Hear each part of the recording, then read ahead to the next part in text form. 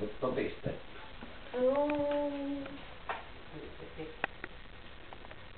Raaka-aine.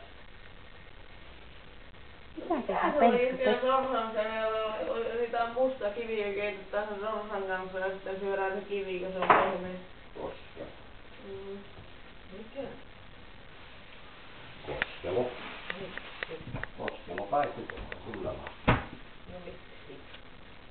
Mikä se on vielä?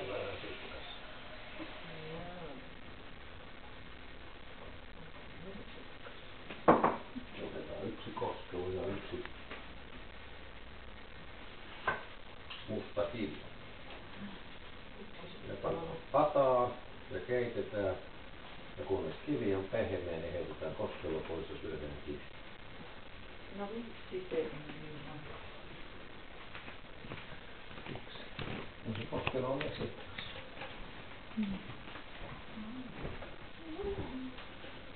Mä kuvaan täällä vankila pakoa, tai sitä yritystä. Täällä on pakoyritys meneillään. Jaha. Sellaisen kansalaistottelemattomia, sen pitää heti tehdä. Joo, on tässä kyllä. Se on ihan kauhean luonnevikainen koira. Niin on. Kyllähän se oli niin tyytyväisenä huviin kanssa. No niinhän se on.